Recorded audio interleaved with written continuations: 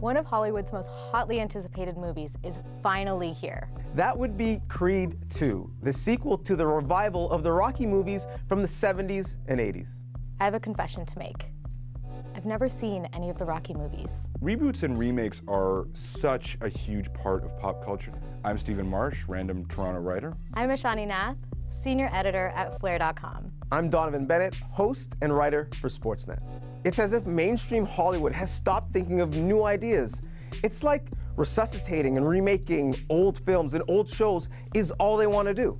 And usually, they suck. But Creed appears to be in a class of its own, breaking box office records and earning critical acclaim. There are good ways and bad ways to do a reboot, but I think what Creed shows is actually that the way to do it is to go as far from the original as possible, because that way you're almost thinking for yourself. Well, welcome to the Pop Panel. It's nice to be back in Toronto for the first time in a month and talk to the three of you. And let's begin with Creed 2. You are the only member of this panel who's seen it. You had an early viewing, and you got to interview the star, Michael B. Jordan. I did, yeah. I liked it. I thought it was good. That's what I wrote in my review. It made me feel, I guess, bad about myself, because he in the movie has muscles that I didn't know exist. Which is why I'm wearing a vest to kind of cover up why my core doesn't look like his. It's all CGI, man. Yeah, well, I hope so. But I think it did a good job of acknowledging and flicking to the past and the iconic characters that we feel nostalgic about, but also framing it in a modern day context. The star is a leading man of this age, and he's macho, but he's empathetical. His leading woman is someone with agency and as a partner, not just a spouse. The fighting sequences are not just Eye of the Tiger, which is, you know, old hat for us. It's cut to hip-hop music. So they did a good job of respecting the legacy of the movie, but bringing it to 2018. One of the reasons we're talking about this movie is you may have the same experience I do. I saw it in 1976, the original Rocky movie, and thought, yeah, pretty good underdog story. Couldn't even have guessed that so many years later we'd still be talking about this franchise and these themes. And we're going to talk more about that in a second, but let's look at a little bit of the trailer from Creed 2. It's time, kid. So you gotta ask yourself, what were you really fighting for? I don't want you making the same mistakes I made. Okay, we all want to go for either a run or to the weight room or whatever it is. Stephen, I think one of the enduring parts of this movie franchise may be that boxing is made for Hollywood. Well, I mean, I think you have to kind of, I'm the cynic of this group, I think, and I think to me all these things are made as business decisions, right? And if you're going to make a boxing movie today, you basically have to make it a Rocky reboot because no one's going to see an original movie. People, you know, people only have access to things that they remember from the time when there was mass culture, which was the 70s, 80s. You know, now we live in a niche culture where things are made for much smaller audiences. So to get that broader audience, you basically have to go back to the past in some way. And that's why, you know, when you actually look at what constitutes pop culture today, it's mostly things that were invented from the 60s to the 80s. There's some disagreement about what word we use to describe this movie. Is it a reboot? Is it a sequel? So whatever terminology you want, that idea of taking an old franchise and continuing it or making it new, what's your feeling about that? So listen, I have no time for the exact same movie told the exact same way. And I think that's where reboots often fail.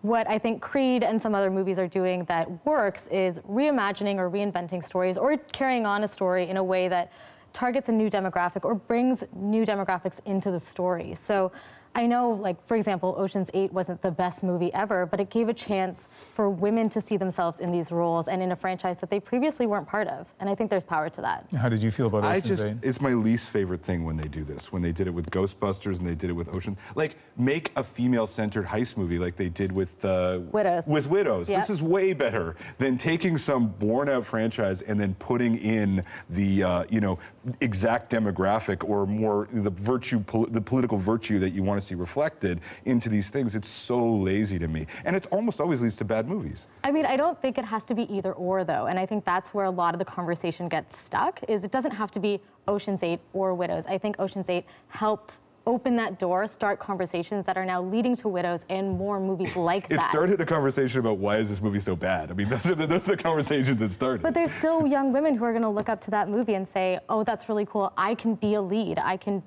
see myself in these types of films.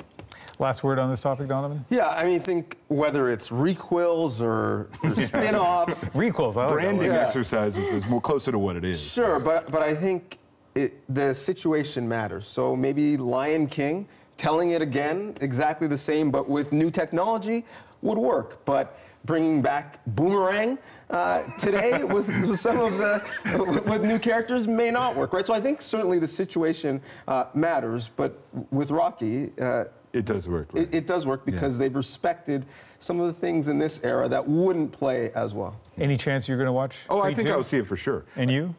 Maybe. All right, okay. So we didn't set out today to talk only about movies, but it's the way it's going to work out because there is a phenomenon happening right now on both Canadian and American television that is related to both movies and Christmas. We're going to talk about it in a sec, but take a look at this. Candace Cameron Bure stars in one of the 12 new original movies of Christmas. Have you ever seen it snow? No. Winter Wonderlands weren't her thing. I do not do winter. Did you two get off on the wrong foot? I don't think she has the right foot. Until a little Christmas spirit melted her heart. I just never imagined there could be so much magic in Christmas. Let It Snow.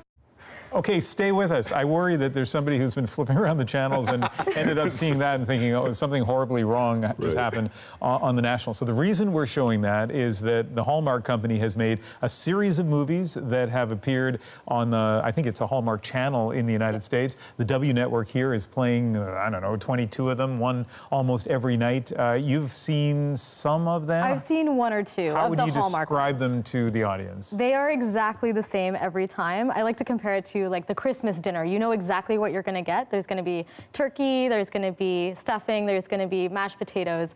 You know what you're getting. There's a sense of comfort in that, but not much changes movie to movie. But you've watched some. Will you watch more? Because apparently there's one a night. So, you know what I do? I find that this year, more than previous years, I am taking comfort in those very predictable narratives. I think there was a study done in the US where it showed that people take comfort in knowing exactly what's going to happen. That's why we watch reruns. So, for example, that's why Friends is on all the time, Seinfeld. And I think that same idea can be applied here.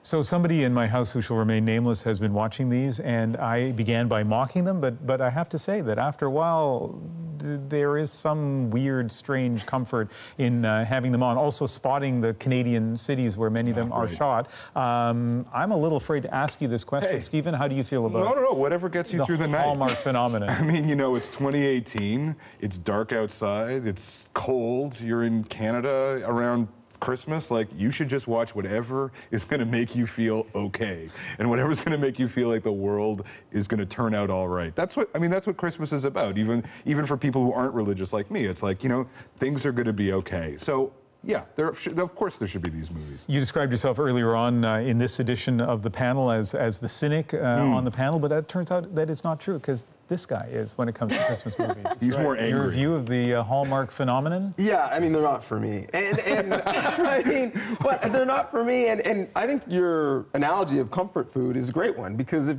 we're going to talk about turkey, yeah, we have it around Christmas, but it's not the best meat. It's not even the best bird. Can you eat it every night? You no, definitely of course can. not. That's a good point. Right? Yeah. So these movies make you, I suppose, feel nostalgic, makes you feel like, oh, it's Christmas time, which people like, but they're not good. No. For me, I don't see myself in them. I don't see a lot of diversity in them. They're certainly aspirational as to what we're supposed to aspire to. I've never landed in a small town in a helicopter either. No, yeah, So, right. Neither have I. Neither have I. Funny enough, but they're very Caucasian, yeah, very For Anglo-Saxon. sure they are. Yeah. They're very heteronormative, and we are not really that way as a country all of the time. And I would love to see more diversity in them, but I get why there isn't, because it is a formula. There's an audience there, and so they're feeding to that audience. But there's no reason why that formula couldn't be broadened, right? Like, you could take the comfort part of that and, you know, maybe, like, even the Christmas dinner isn't always turkey for every single family. There's definitely space to push these stories a little bit further, and I think you can apply the same narrative. You can still have those same staples with different types of people. Like, I don't think I've ever seen myself reflected in a Christmas movie or a Hallmark movie. I still find comfort in them. But yeah, there is room for change for sure. We have 30 seconds each to hear from our panelists on either your recommendation for a must-see Christmas movie for someone or what your favorite Christmas movie is. Do you want to start? Sure. So one of the movies that I consistently love is The Holiday. This is Kate Winslet, Jack Black, Cameron Diaz, and Jude Law. And I love it because it has all of those same tropes, but it's not quite as cheesy, it's not quite as predictable, but it still feels really cozy and comfortable, and it's just great. I've seen it. It's very watchable. Donovan, do you even have one? I mean, no. Like, if I had to choose, it would be Die Hard, because it's the farthest thing from an actual Christmas movie that exists. So I'm actually going to use my time to say, don't watch Love Actually. I was forced to watch it, and I call it Hate Actually because I hate it. See, I will explain why he's doing that in just a moment. Stephen? Well, It's a Wonderful Life. I think it kind of gets siloed off into this group with Christmas movies. It is one of the great American films, is one of the greatest American films ever made, and I think it's underrated. I think because it's a Christmas movie, it kind of gets underrated. If you watch it and just try to experience, it's such a great film. The reason Donovan mentioned Love Actually is, for better or worse, it's a movie that I love, and I watch 2 or 3 times every Christmas. And I was just going to mention it at the end and then just fade to black so no one could dig in. But we have 30 seconds. Can you, in 15 seconds, say why I'm wrong about Love Actually? It is a film that has no connection with anything about love in it. Like, every version of love in it is actually something that isn't love at all, and it's so shallow and so cheap, but it's not even sentimental. It has no human warmth. You mean stealing your best friend's fiance is not love? Or just if you fall in love with with a woman who doesn't speak your language and brings you drinks in the afternoon, that's not love. So let's go to camera 3 here, and let me just say we will continue this conversation after, but let's just end the TV portion of the pop panel now. Thanks for watching.